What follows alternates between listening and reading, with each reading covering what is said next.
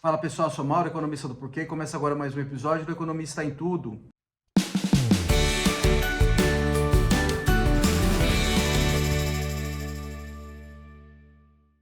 Para você que está chegando por aqui, eu convido a se inscrever no nosso canal e a ligar o sino para receber as notificações. Toda semana 3 vídeos novos e também a visitar o nosso site www.porquê.com.br, que tem bastante conteúdo escrito lá.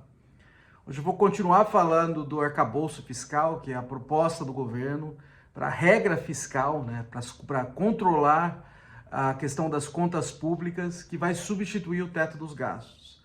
Então, na semana passada, o ministro Haddad e o presidente Lula apresentaram ao Congresso a sua proposta de regra fiscal, que é o tal do arcabouço, que está sendo chamado de arcabouço. E assim, o ministro Haddad já tinha falado um pouco, o ministro Haddad e a equipe já tinham falado um pouco sobre as regras há algum tempo, e agora eles apresentaram ao Congresso. A gente teve um pouquinho mais de detalhe, tá? Mas ainda falta bastante coisa. Então, vamos falar aqui em linhas gerais. A gente já comentou antes sobre isso, então falando em linhas gerais qual que é a ideia do arcabouço. Então, o objetivo é dar um norte para as contas públicas no longo prazo.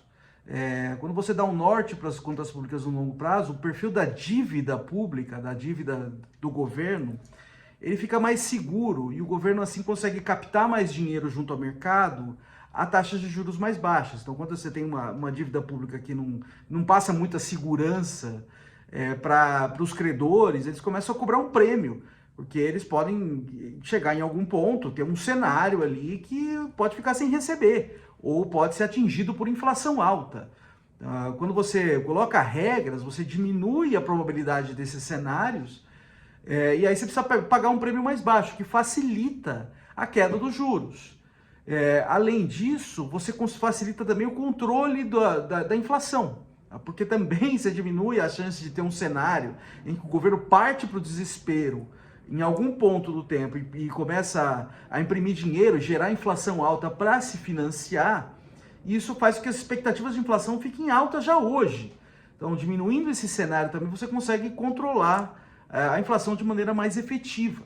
Então, você tem essas duas coisas: você consegue diminuir juro e controlar a inflação. Então, é super importante dar algum norte para as contas públicas no longo prazo.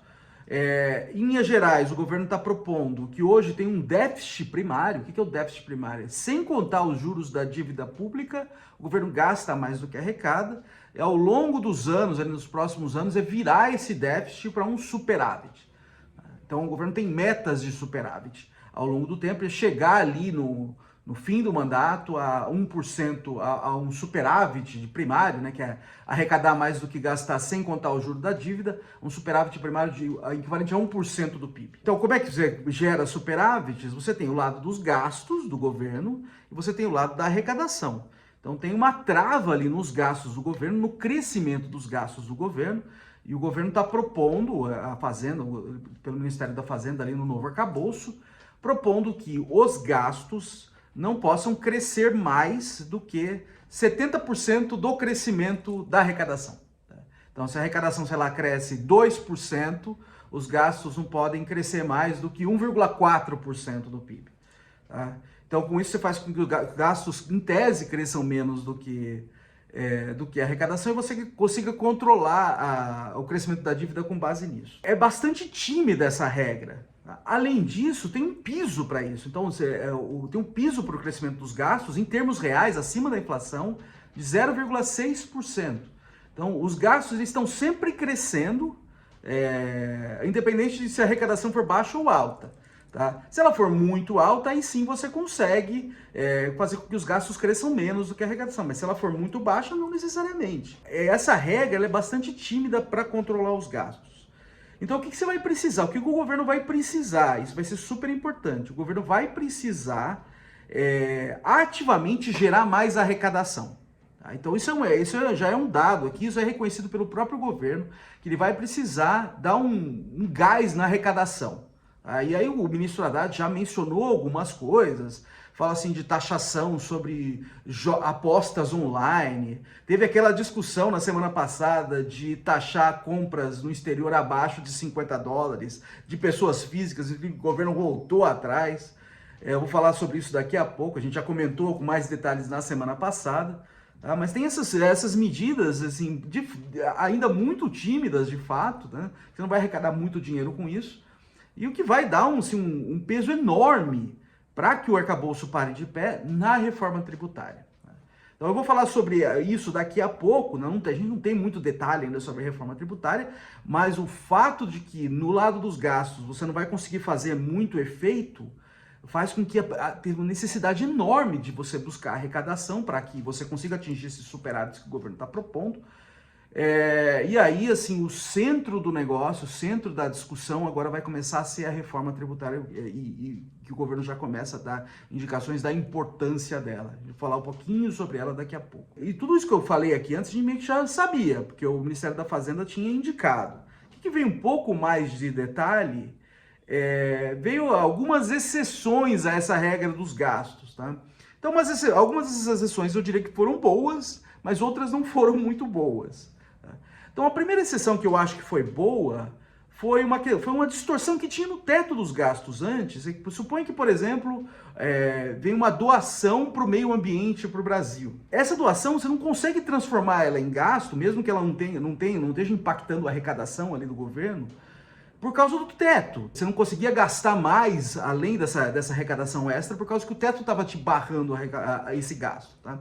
Então agora vai ter uma exceção para essas doações, por exemplo, para o meio ambiente, ou se universidades conseguem recursos próprios, você vai poder gastar mais se você consegue isso. E que é ter um bom incentivo ali para universidades, por exemplo, para buscar recursos extras por aí, que não são necessariamente recursos de impostos. Tá? Então acho que essa é uma distorção que tinha, um problema que tinha no teto dos gastos, e agora está sendo corrigido aí com a nova regra, tá? Então não é recurso que vem de impostos que está pressionando ali a dívida pública, mas recursos que são extras, que são conseguidos, por exemplo, por universidades, por exemplo, vende livro, e aí você não consegue gastar esse recurso da venda de livro por causa que você está barrado pelo teto. Então isso eu acho que foi uma boa, tá? Mas tem um problema ali que vinha do teto dos gastos, que vai continuar aí na nova regra, é que tem uma exceção para capitalizar empresas públicas, estatais não financeiras no caso. Tá? Então a gente já teve uma questão dessa no governo Bolsonaro, foi colocado um dinheiro absurdo numa estatal da Marinha. Esse dinheiro, não é que esse dinheiro vem do nada, esse dinheiro vem dinheiro de imposto, ou dinheiro de aumento de dívida. Tá? Não é que se você põe uma exceção, ele se some, esse recurso simplesmente ele vem do nada. Não é. Tá? E essa exceção, ela continua agora na nova regra. Essa distorção, ela continua ali. Que eu achei, de fato, muito ruim. Tá? Poderia ter colocado no limite dos gastos, mas capitalização para estatais também isso não foi colocado. Porque, de novo, esse recurso é um recurso que vem de imposto. É um recurso que aumenta a dívida.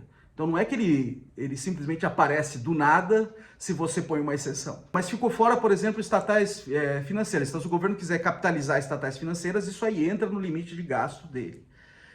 Então um exemplo disso, por exemplo, é BNDES. Então os governos do PT no passado tiveram um problema enorme com o BNDES, colocando recursos públicos, recursos do Tesouro, uma quantidade absurda de recursos do Tesouro ainda no BNDES. Essa situação agora ela não vai poder, se o governo quiser fazer isso, ou colocar dinheiro na Caixa, ou no Banco do Brasil, ele vai ter, isso aí vai ter que entrar no limite dos gastos dele. Tá? O que eu achei que foi uma boa, mas o problema é que as não financeiras, você ainda tem esse espaço ali para expandir. Tá? Uma outra questão que a gente tinha falado na discussão anterior, quando a gente começou a falar sobre o arcabouço, é que as punições para desvios, quando você não cumpre as metas de superávit, elas são muito baixas, tá? Então, você colocar uma punição é um jeito de você se forçar o governo a cumprir o que propõe. Tá? Com uma punição muito baixa, é que a punição, por exemplo, se o governo não cumpre a meta de superávit, o que ele tem que fazer? Ele tem que explicar ao Congresso porque não cumpriu, mas não tem nenhuma punição extra. Então, isso aí faz com que o incentivo a cumprir seja muito baixo. Tá? Então, esse eu diria que é um problema gigante ali dessa regra é que as punições são muito baixas. Então isso aí pode fazer com que o governo não tenha muito incentivo a cumprir. É uma coisa para a gente ficar observando aí ao longo do tempo. Mas o que eu estava comentando aqui, que eu acho que eu quero voltar um pouco a essa discussão, é que essa regra ela só para de pé, muito provavelmente ela só para de pé, se você tiver um aumento de arrecadação, um aumento ativo de arrecadação, tá, por parte do governo. Então isso aí está colocando um peso muito grande na reforma tributária. Nós já tem alguma discussão, a gente não tem detalhes ainda, o governo não colocou a sua proposta, mas ele já deu algumas indicações. Então, principalmente com relação à taxação sobre o consumo. Então, o governo vai buscar um imposto sobre valor adicionado, tá? É um imposto que ele não incide em cascata, o que é bom, tá? Ele não acumula ao longo de estágios da produção. E além disso, ele é mais simples, tá? Tende a simplificar o sistema tributário brasileiro, que tende a ganhar eficiência. E além disso, as alíquotas tendem a ser semelhantes para produtos diferentes, o que é ótimo também. Então aí que eu acho que vai estar um enrosco. Toda essa proposta, se a gente tiver algo nessa linha, seria ótimo, tá? Mas toda vez que você unifica alíquotas, você provavelmente tem gente que está pagando alíquotas mais baixas e gente que está pagando alíquotas mais altas. Quem está pagando alíquotas mais baixas hoje vai resistir a isso. Tá? Então a gente pode esperar resistência de alguns grupos que potencialmente terão aumento de imposto. Ou mesmo alguns grupos que não têm ideia muito do que vai acontecer, mas a mera incerteza que vai aumentar o imposto deles faz com que eles resistam. Tá? Além disso, você vai ter governos subnacionais, vai ter governos estaduais ou municipais que podem perder a arrecadação. Se eles estão, por exemplo, com uma situação em que atividades com imposto alto, se o imposto daquelas atividades cair, pode ser que eles percam a arrecadação. Então eles tendem também a se posicionar de maneira contrária. Então essas brigas são brigas que o governo vai ter que comprar, e são brigas que não vão ser fáceis. Agora, se você olhar para o que aconteceu na semana passada, quando o governo simplesmente mencionou que ia taxar compras no exterior de pessoas físicas abaixo de $50, já gerou alguma resistência, o governo voltou atrás. Isso foi um sinal horrível. As brigas que estão por vir são muito piores. Então, a necessidade de uma reforma tributária está colocada. A reforma tributária é necessária para o país, para simplificar impostos, para ganhar eficiência. Ela também, assim, para o governo, para o arcabouço parar de pé, provavelmente vai ser crucial. Mas o sinal que o governo deu já na semana passada de assim, não resistir muito a uma gritaria sobre imposto sobre importação abaixo de $50, tá? Já foi um sinal horrível, que as brigas que estão por vir vão ser muito maiores e elas vão ser muito mais custosas, com grupos que são muito mais fortes, tá? Então eu acho que esse é um sinal de alerta que ligou, que é algo para a gente ficar de olho. É isso aí, pessoal. Muito obrigado por ter assistido o vídeo. A gente volta a conversar mais na semana que vem. Dê uma olhada no nosso canal, tem bastante conteúdo lá. O endereço é www.porquê.com.br. A gente também está nas redes sociais, está aqui no YouTube, no Facebook, no Instagram e no Twitter. E é isso aí, até semana que vem. Um abraço!